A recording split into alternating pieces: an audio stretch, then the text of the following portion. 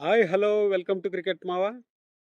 Lucknow Super Giants Kings 11 Punjab ఈరోజు జరగబోతున్న మ్యాచ్లో హోమ్ గ్రౌండ్ కండిషన్స్లో లక్నో సూపర్ జైంట్స్ మళ్ళీ విజయాల బాట పట్టాలనుకుంటారు. ఎందుకంటే పంజాబ్ కింగ్స్ కానీ లక్నో సూపర్ జైంట్స్ కానీ వాళ్ళ చివరి మ్యాచ్లు ఓటమితో ముగించారు. మరి ఇక్కడ గెలుపు బాట పట్టాలనే ఉద్దేశంలో ఉంటారు. లక్నో పిచ్ విషయానికి వస్తే ఎప్పుడు కూడా స్లోగానే ఉంటుంది. కాస్త స్పిన్నర్స్కి అనుకూలంగా ఉంటుంది. సెకండ్ బ్యాటింగ్ చేసే వాళ్ళకి చాలా ఇబ్బందికరంగా ఉంటుంది.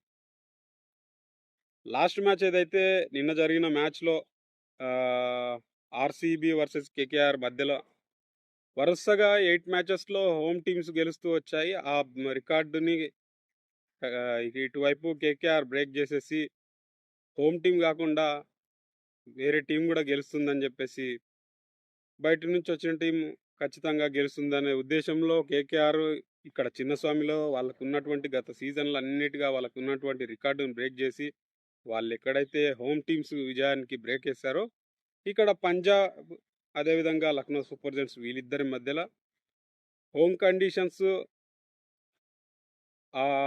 ఫేవరిజం అనేది లక్నో సూపర్ జైంట్స్‌కి ఎంతవరకు ఉంటుందనేది చూడాలి. అదేవిధంగా కింగ్స్ 11 పంజాబ్ మొదటి మ్యాచ్ అద్భుతంగా ప్రారంభించినప్పటికీ లాస్ట్ మ్యాచ్ ఏదైతే ఆర్‌సీబీతో వాళ్ళు ఓటమి చెందారో, ఆ ఓటమి తర్వాత మళ్ళీ వాళ్ళు కూడా గెలుపుబాట పట్టాలనుకుంటారు.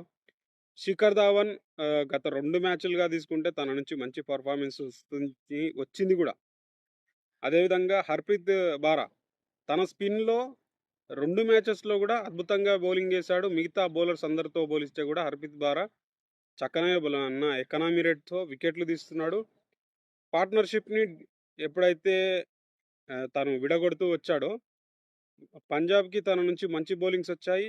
ఈ మ్యాచ్‌లో కూడా కాస్త స్పిన్ స్లోగా ఉంటుంది. అదేవిధంగా పిచ్ కూడా స్లోగా ఉంటుంది కాబట్టి, ఈ పిచ్ మీద ఖచ్చితంగా హర్‌ప్రీత్ బారా తన ప్రభావం అయితే చూపే అవకాశం ఉంది. అదేవిధంగా శ్యామ్ కరణ్ లాంటి ఆల్‌రౌండర్స్ కూడా పూర్తి స్థాయిగా ఇటు బౌలింగ్, బ్యాటింగ్‌లో పూర్తి స్థాయి సక్సెస్ అనేది పంజాబ్‌కి ఈ మ్యాచ్‌లో అవసరం ఖచ్చితంగా.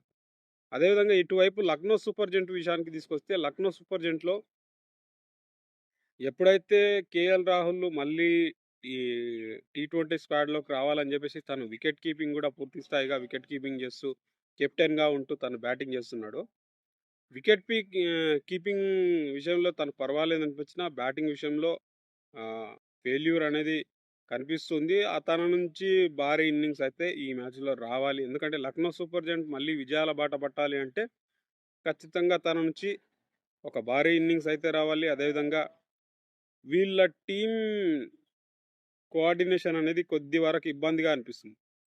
నక్లెస్ పురాన్ గానీ, అదేవిధంగా డికాక్ గానీ వీళ్ళందరూ మంచి మంచి స్టార్స్ ఉన్నప్పటికీ వీళ్ళ ఆట తీరులో కాస్త ఇబ్బంది ఉంది. అదేవిధంగా కృణాల్ పాండ్యా నుంచి కూడా బ్యాటింగ్‌లో కూడా పెర్ఫార్మెన్సెస్ కావాలి. తను బౌలింగ్‌లో లాస్ట్ మ్యాచెస్‌లో అద్భుతంగా ఏసినప్పటికీ బ్యాటింగ్‌లో కూడా తన నుంచి కాంట్రిబ్యూషన్ అయితే రావాలి. అదేవిధంగా వీళ్ళు ఏదైతే లాస్ట్ సీజన్ గానీ, అంతకుముందు లాస్ట్ సీజన్స్ గానీ, క్వాలిఫైయర్స్ వరకు వచ్చేసి ఆ తర్వాత వీళ్ళు ఫైనల్‌కి చేరుకోలేకపోతున్నారు కాబట్టి, ఖచ్చితంగా ఇక్కడ వీళ్ళు ఫైనల్ చేరుకోవాలనే ఉద్దేశంలో ఉంటారు కాబట్టి, ఖచ్చితంగా విజయాన్ని అయితే వాళ్ళ హోమ్ గ్రౌండ్‌లో విజయం సాధించి తీరాలి. ఇక్కడ నుంచి విజయాల బాట పట్టాలనే ఆలోచనలో ఉంటారు.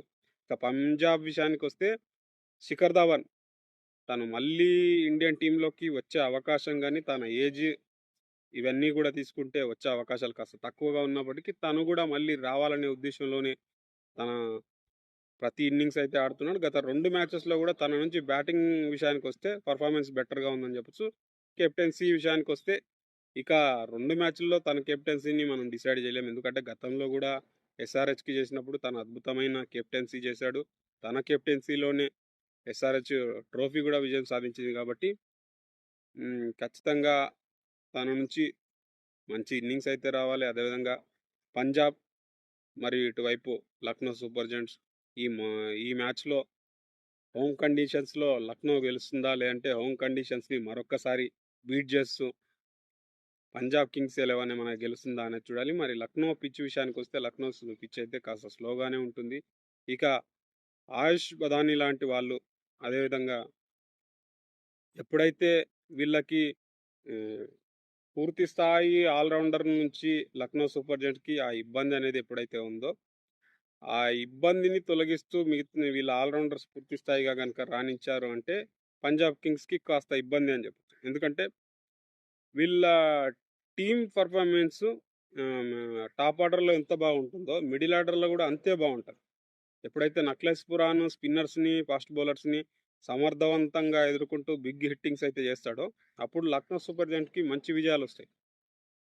మిడిల్ ఆర్డర్‌లో తను ఎప్పుడైతే ఆ ఫినిషర్‌గా వస్తూ ఎప్పుడైతే నక్లెస్ పురాన్ బిగ్ ఇన్నింగ్స్ అయితే ఆడతాడో, అప్పుడప్పుడు వాళ్ళకి మంచి మంచి విజయాలొచ్చాయి. అదేవిధంగా దీపక్ హుడ్డా లాంటి బ్యాట్స్‌మెన్స్ పూర్తి స్థాయి కాంట్రిబ్యూషన్ అయితే రావాలి. దీపక్ హుడ్డా కొన్ని మంచి షాట్స్ ఆడుతున్నప్పటికీ, దాన్ని భారీ ఇన్నింగ్స్‌గా మలచలేకపోతున్నాడు కాబట్టి, దీపక్ హుడ్డా నుంచి ఇటు స్పిన్‌కి అనుకూలిస్తున్నప్పుడు తన నుంచి స్పిన్ బౌలింగ్ పార్ట్ టైమ్ ఎంత అవసరమో, తన నుంచి భారీ ఇన్నింగ్స్ కూడా అంతే అవసరం. Big shots కొట్టగలడు.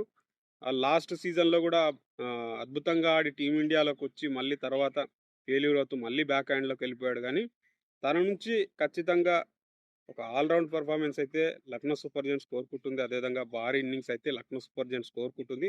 మరి చూద్దాం ఈ మ్యాచ్‌లో దీపక్ హుడా ఎంత మేరకు వాళ్ళకి విజయ అవకాశాల వైపు తీసుకెళ్తాడు. అదేవిధంగా కృణాల్ పాండ్యా వీళ్ళిద్దరూ స్పిన్, బౌలింగ్ ఏస్తూ వీళ్ళ బ్యాటింగ్‌లో పూర్తి స్థాయి కాంట్రిబ్యూషన్ ఇచ్చారంటే మాత్రం ఖచ్చితంగా వీళ్ళకు మంచి విజయాలే వస్తాయి. అదేవిధంగా రవి బిష్ణు నుంచి మంచి మంచి పర్ఫార్మెన్సెస్ ఎప్పుడెప్పుడైతే వస్తే వాళ్ళకి విజయాలు అప్పుడప్పుడు త్వరగా వస్తుంటాయి కాబట్టి రవి బిష్ణు నుంచి కూడా ఖచ్చితంగా ఎందుకంటే ఇప్పుడున్న ఈ జనరేషన్ టీ20 టీమ్ స్పిన్నర్స్‌లో రవి బిష్ణు అద్భుతమైన స్పిన్నర్ అని చెప్పొచ్చు. టీమిండియాలోకి కూడా తను టీ20 స్క్వాడ్‌లో ఉండే అవకాశాలు ఎక్కువగా ఉన్నాయి కాబట్టి తన నుంచి మంచి పర్ఫార్మెన్స్ అయితే రావాలి. మరి తన నుంచి కూడా ఏ మేరకు పర్ఫార్మెన్స్ వస్తుంది?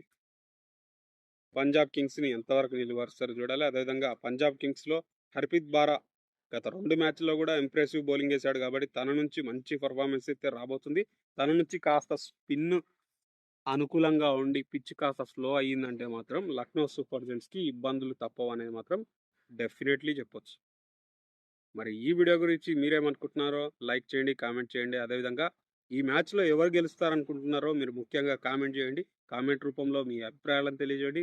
వీడియో నచ్చితే ఒక లైక్ ఏసుకోండి. వీడియో నచ్చకపోయినా ఒక లైక్ ఏసుకోండి.